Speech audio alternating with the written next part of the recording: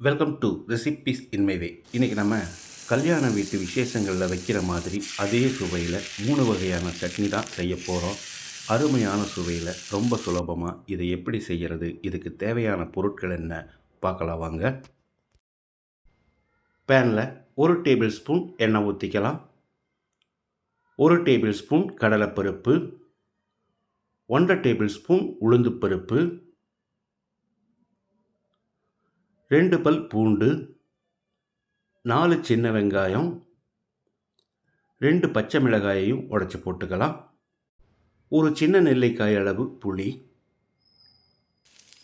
இது எல்லாத்தையும் 1 நிமிஷம் வதக்கிடலாம். அளவான தீயில தான் இதை வதக்கணும். இப்போ இதோட அரை கட்டு புதினா இலையை போட்டுக்கலாம். கை அளவில் 1.5 கை அளவுக்கு வரும். இதே அளவுக்கு நீங்களும் போட்டுக்கோங்க. கொஞ்சமாக மல்லி இலை,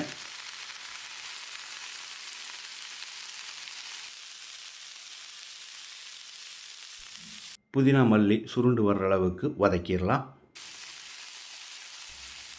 இப்போ இதில் 1 டேபிள் ஸ்பூன் வெள்ளை எள், 3 டேபிள் ஸ்பூன் துருவின தேங்காய்,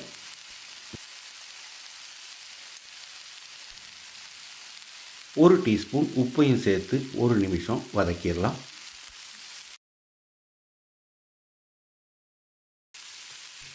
எல்லாமே நல்லா வதங்கிடுச்சு. இதை எடுத்து ஒரு பிளேட்டில் கொட்டி ஆற வச்சிடலாம். நல்லா ஆறின பிறகு மிக்ஸி ஜாரில் போட்டுக்கலாம். இதோட கொஞ்சமாக புதினா இலையை சேர்த்துக்கோங்க. அப்போ தான் நல்லா வாசனையாக இருக்கும். கொஞ்சமாக தண்ணி சேர்த்து கெட்டியாக அரைச்சி எடுத்து வச்சுருக்கேன். இந்த சட்னியை தாளிக்கிறதுக்கு எண்ணெயில் கடுகு மட்டும் போதும், வேறு எதுவும் சேர்க்க வேண்டாம். அருமையான சுவையில் நம்மளோட புதினா சட்னி ரெடி ஆகிருச்சு. பேனில் 1 டேபிள் ஸ்பூன் எண்ணெய் ஊற்றிக்கலாம்.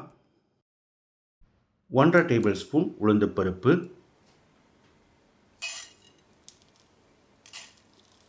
3 வரமிளகாய், ஒரு சின்ன நெல்லிக்காய் அளவு புளி.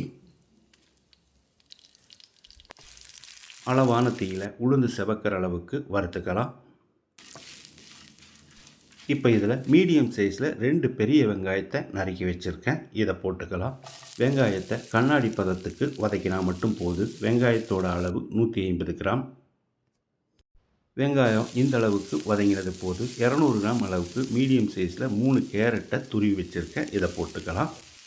1 டீஸ்பூன் உப்பையும் சேர்த்து ஒரு 2 நிமிஷம் இதை நல்லா வதக்கிடலாம்.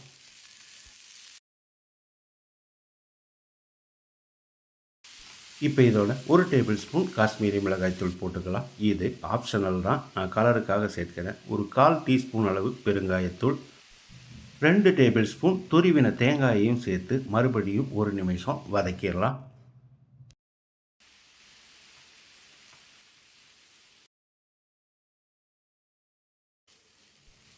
எல்லாமே நல்லா சுருளை வதங்கிடுச்சு. இப்போ இதை எடுத்து ஒரு பிளேட்டில் கொட்டி ஆற வச்சிடலாம். நல்லா ஆறின பிறகு மிக்ஸி ஜாரில் போட்டு ஒரு 1/4 கப் அளவுக்கு தண்ணி சேர்த்து கெட்டியாக அரைச்சி எடுத்துக்கலாம். இந்த சட்னிக்கும் கடுகு மட்டும் போட்டு தாளிச்சா போதும். அருமையான சுவையில் நம்மளோட கேரட் வெங்காய சட்னி ரெடி ஆகிருச்சு. பேனில் 3/4 கப் அளவுக்கு நிலக்கடலையை தோல் எடுத்துட்டு போட்டுக்கலாம். அளவான தீயில ஒரு 2 நிமிஷம் இதை வறுக்கணும். அதே சமயம் கருகிடக்கூடாது. இந்த மாதிரி வறுபடும் போது வாசனை வரும். இந்த ஸ்டேஜில் இதை எடுத்து பிளேட்டில் கொட்டி ஆற வச்சிடலாம். 2 டீஸ்பூன் எண்ணெய் ஊற்றிக்கலாம். 3 வரமிளகாய், 4 சின்ன வெங்காயம், 3 பல் பூண்டு, ஒரு சின்ன நெல்லிக்காய் அளவு புளி, ஒரு கொத்து கறிவேப்பிலை, 1 நிமிஷம் இதை நல்லா வதக்கிடலாம்.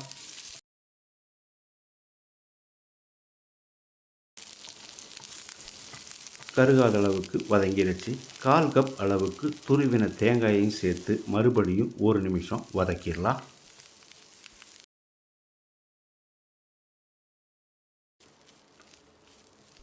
இப்போ இதில் 1 டீஸ்பூன் உப்பையும் சேர்த்து பிரட்டி விட்டுடலாம்.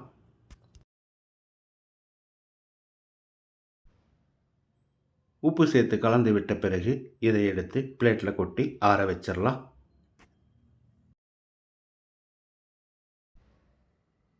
இது நல்லா ஆறின பிறகு மிக்ஸி ஜாரில் போட்டு முதல்ல தண்ணி ஊற்றாமல் கொரகொரப்பாக அரைச்சி எடுத்துக்கணும். அதுக்கு பிறகு கொஞ்சமாக தண்ணி சேர்த்து கெட்டியாக அரைச்சி எடுத்துக்கலாம். இந்த சட்னிக்கு மட்டும் எண்ணெயில் கடுகும் கருவேப்பிலையும் போட்டு தாளிச்சுக்கலாம். கல்யாண வீட்டு விசேஷத்தில் சாப்பிட்ற மாதிரி அருமையான சுவையில் நான் செஞ்சுருக்கிற இந்த நிலக்கடலை கெட்டி சட்னியையும் புதினா சட்னியையும் கேரட் வெங்காய சட்னியையும் இதே மாதிரி இதே அளவுகளோடு நீங்கள் செய்து பாருங்கள். இந்த வீடியோ பிடிச்சிருந்தா லைக் பண்ணுங்கள், கமெண்ட் பண்ணுங்கள், ஷேர் பண்ணுங்கள். சப்ஸ்கிரைப் பண்ணாதவங்க சப்ஸ்கிரைப் பண்ணுங்கள். மறக்காமல் பெல் பட்டனை கிளிக் பண்ணுங்கள்.